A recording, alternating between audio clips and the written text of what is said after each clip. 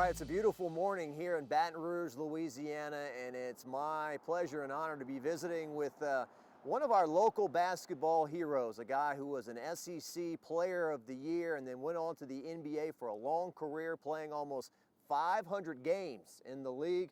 Marcus Thornton. Mark, it's great to see you, man. Good to see you too, Jock. Always a pleasure.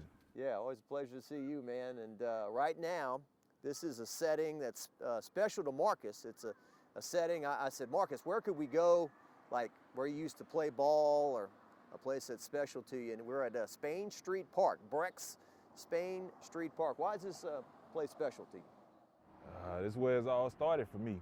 Where it all started for me as a child. You know, it brings back so many memories coming to this park, man. Blood, sweat, tears, you know, the grind, the grit, and the never back down for anybody comes from this park right here. So I started playing ball at 4 to 5 years old. You know, coming here, you know, with my older brother, you know, actually, like, if you can see back there, it was like monkey bars that we used to shoot on because I was so small, I couldn't really get it up to the big goals. So we used to shoot on the monkey bars, and, you know, that translated from there to the big goals.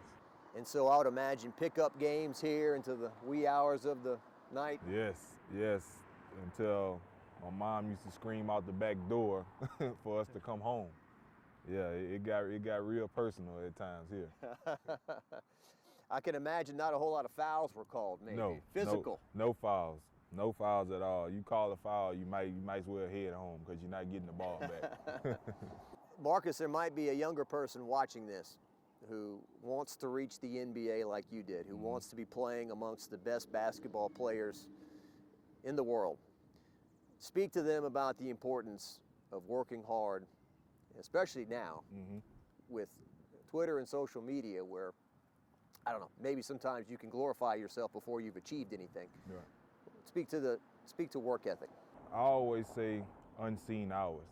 You know, it's easy to get out there, you know, and do workouts with everybody looking, like you say, Instagram, Twitter.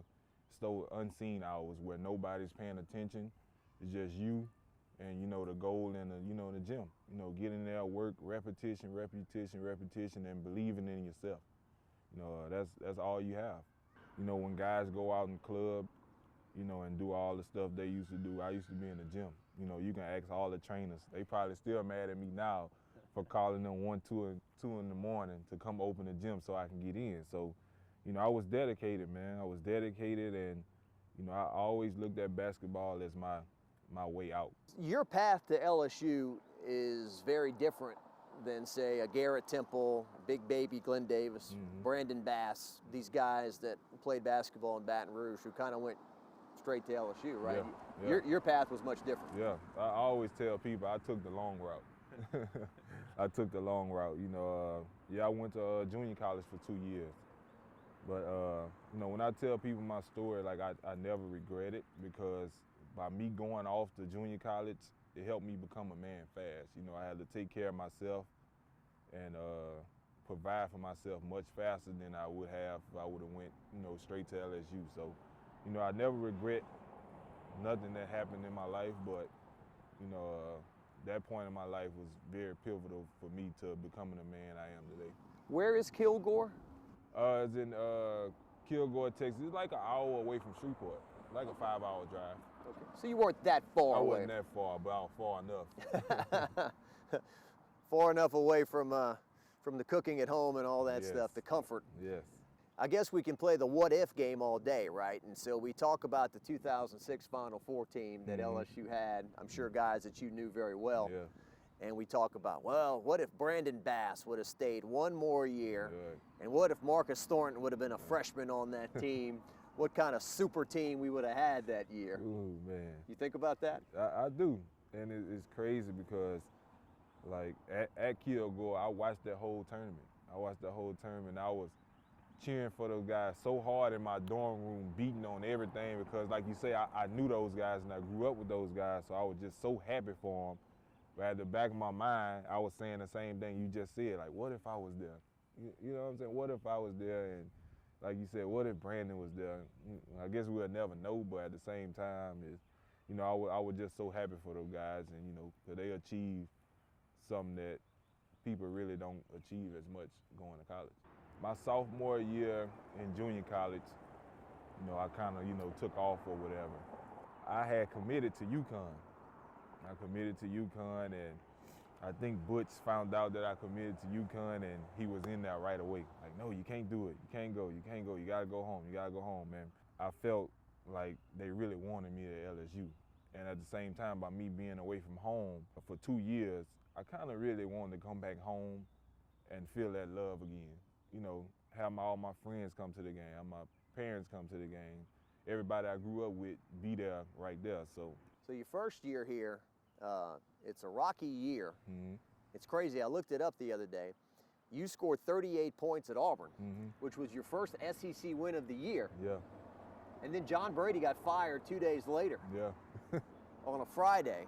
That just sums it up what kind of year it was when John Brady got fired after. So we was just like, man, coming to that next year, like, what we gonna do?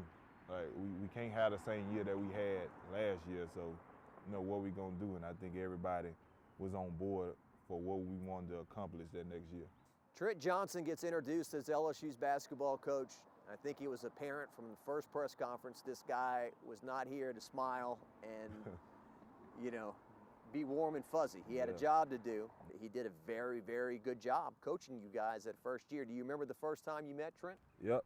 I think the first day he stepped on campus, he called a meeting, and everybody had to show up, and we had to show him our grades. Everybody showed him their grades, and, from there on out, we knew he was about business. We knew he was about business. He wanted to come in here and win, and you had to buy into the system or you was going to get left behind. My grades was okay, but I ain't going to speak on everybody else. And he's coming from Stanford. Right. He took a different approach with me. Me and him will laugh at this today, but I guess before he came here, all he heard was Marcus. And he had to kind of break me in a little bit, and not knowing like I'm like the most humblest guy ever.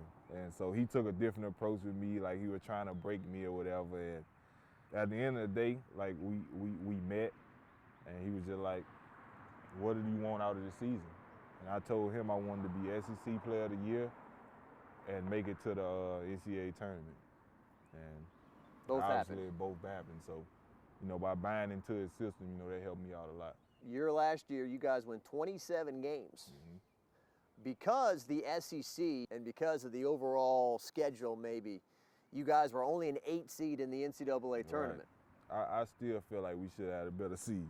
I still, by us, running through the SEC, like they claimed it was soft, but you had teams like Florida, you had teams like Kentucky, you had good teams in the SEC, and I feel like we should have got a better seed, but I guess we not the ones that picked, so we had to go with what we had. Yeah, Tasman to this day, that year come up, we don't deserve no 8 seed. No, man, at all. Because I think only 2 teams from the SEC got into the tournament that year. You and Tennessee. You were an 8. Tennessee was a 9. Yep. I look back on your year, and it really is kind of fascinating because in the first round, you beat Butler, Mm-hmm. who Butler, the next 2 years, went on to the NCAA tournament championship. Yeah. I'm happy, man. I'm happy for me and these guys. I'm just happy, to be in this position. And then you play North Carolina, Probably be once in a lifetime for me that I get to play a North Carolina or Duke. who was far and away the best team in the country that year, Yeah. and rolled to the NCAA championship, and you played them their best game. Yep. It was tied up with 8.5 minutes left to go in the game. Yep. Remember that game like it was yesterday. We had them. We had them tied up, and I just felt like they called the timeout and they went like on a 12-0 run against us and kind of opened the game up from there. But like you say, I think we played them the best. I think we played them the best, and it kind of showed that what kind of team we was too, and we didn't really deserve that 8 seed. Ty Lawson was playing for North Carolina. Mm-hmm. He had a bad ankle or something. Yeah. First half, he was not very effective. Yeah. I don't know what they shot him up with Yeah. at halftime or what they gave him. But second half, he's cutting, he's driving, he's just taking over the game. Yes, he wasn't supposed to play that game. He wasn't supposed to play against us. If he didn't play, we would have won. Yeah. Yeah, we me and Ty are good friends. We laugh about that a lot.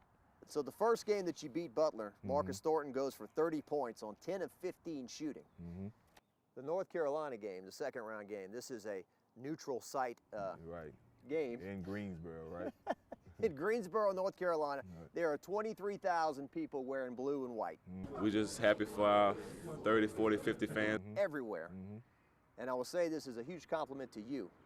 I would think that these people, North Carolina fans, they're pretty knowledgeable about basketball. Yeah.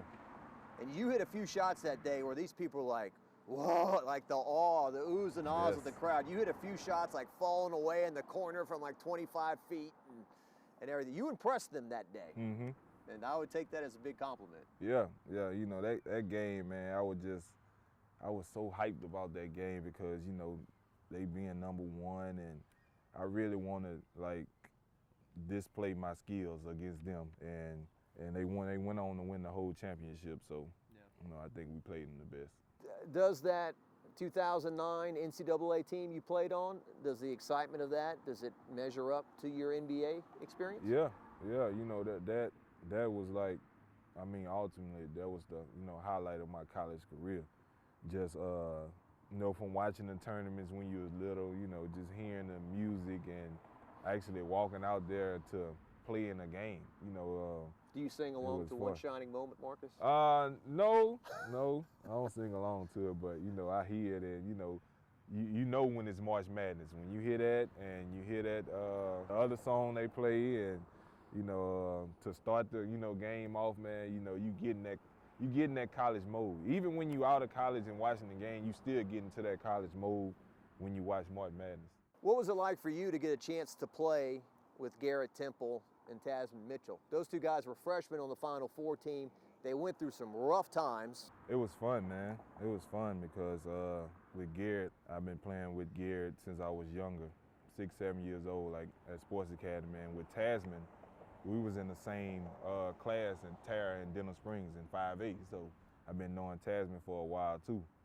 So, you know, it was fun, man. Those guys was always, you know, students of the game and ahead of the game too. They was always smart, crazy basketball IQ, you know, and that's what some guys are missing these days, you know, that IQ and that student of the game, you know, and those guys had it, and, you know, by them being on the team, you know, that helped our senior year out a lot because, you know, they knew what it took to get to the Final Four, and they knew to play the right way, and they knew how to win. We were at your house the night you were drafted.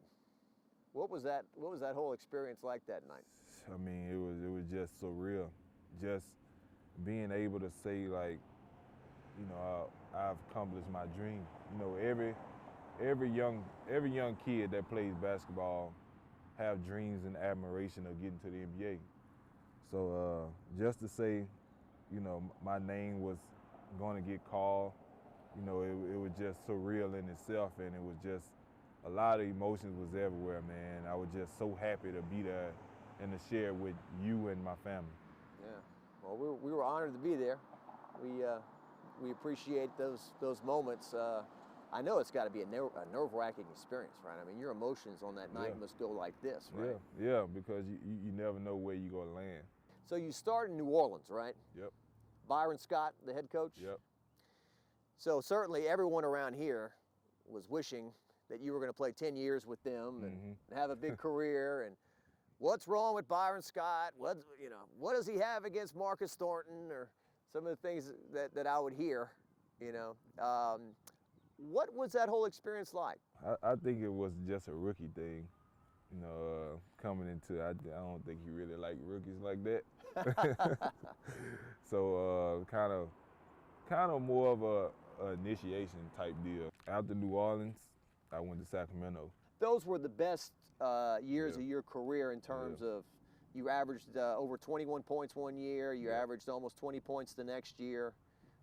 You were a scorer. You were one of the top scorers in the NBA at that point. Now I had a chip on my shoulder because, like you said, I wanted to be in New Orleans my whole career around my family or whatever.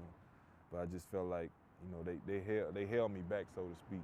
So now I go to Sacramento and get a fresh start with an organization that believes in me and see what type of player I am and just, you know, let me be me. As we just passed the 1-year anniversary of Kobe Bryant's death, do you have any Kobe Bryant memories? Do you have anything to pass along? With it? Yeah, man. Kobe was special, man. Kobe was special, and that was kind of my welcome to the NBA moment, like playing against Kobe, and after the game, he probably had 40, and I think I had like 33. And after the game, like, he met me at half court and kind of gave me a hug and was like, you're gonna do good things in this league, like, keep going.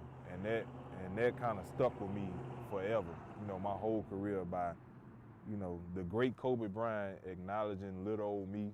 It was special to me, man, and rest in peace to Kobe. Because we hear so much about the relentlessness that he had that made him great. Yes, but never stopped. Yeah, but he had a soft spot to acknowledge this young player who was in the league.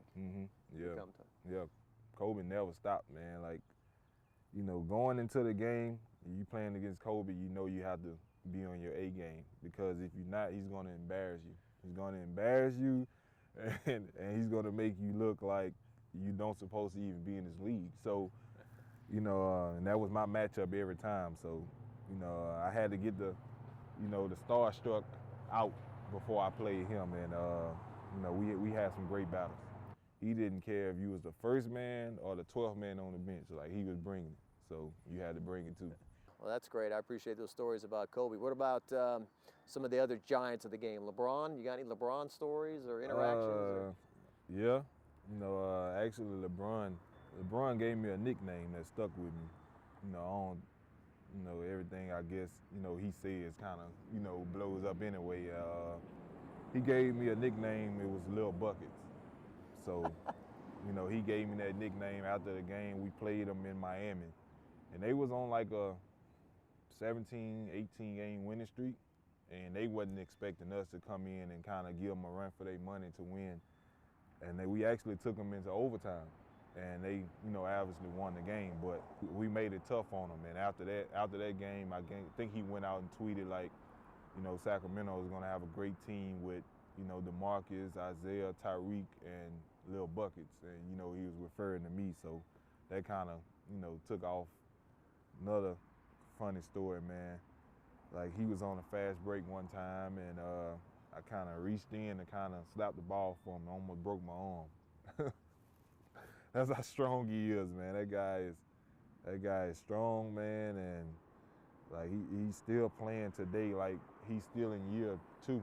Like, I think he's 18 years in, still playing like he's in year 2, man. And that guy, when it's all said and done, he's gonna broke every record, man. I'm just happy I had a chance to play against him. Yeah, freak of nature, right? Yes, once in a lifetime, once in a generational talent. Like, we'll probably never see that type of talent for a while.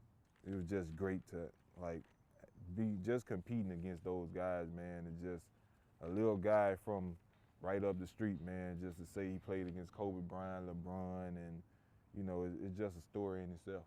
You ever, like, walk into Madison Square Garden, like, sold out crowd of 20,000 and kind of pinch yourself, like, am I really doing this right now? Yeah, my whole thing was getting out, and just sitting in the arena for a while before I warmed up, and just sitting, and looking around, just looking at everything that was going on, man. And like you said, that pinch yourself moment, like, am I really here? Is this really true? It's like the best experience in the world, always doing something you love and be able to take it to the professional level. It's the ultimate dream come true. Well, what about today? Do you watch LSU basketball today? I do. I watch every game, man. Did you know Javonte Smart? Yeah.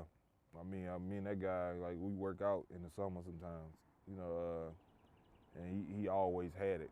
And I think this year, he's really putting it together now. And, I think sometimes it takes you to get older and a little wiser to, figure out how can you contribute and help to the team. And I think he's figuring it out, man. He's having a great year. What about Cam Thomas? He's a lot like you, right? Score. Yeah. Score, like the definition of bucket. Like, that guy there put the ball in the goal, man. Like, it doesn't matter who's in front of him. He's going to get a bucket, man. And, as a scorer, from a scorer to a scorer, I love it. You love freedom, right? Yes, freedom, yeah. That's all you can ask for. That's all you can ask for in the coach and the organization is freedom and letting you be the player that you are, man. That's all you can ask for. Folks, he is Marcus Thornton, a Baton Rouge treasure, both at LSU and a long career in the NBA. And you just knew it was time to, you could still be playing today, but you're taking it easy right now. Yeah. You know, some things, you know, is bigger than you. And I just knew it was time, you know, to kind of relax a little bit and kind of get my thoughts together. You know, I have a family now, so, you know, I'm a family man. And I think, you know, it was just time to come home and be with them and just be, you know, that family person I was grown to be. Appreciate this, man. Appreciate you, baby. All right. Marcus Thornton.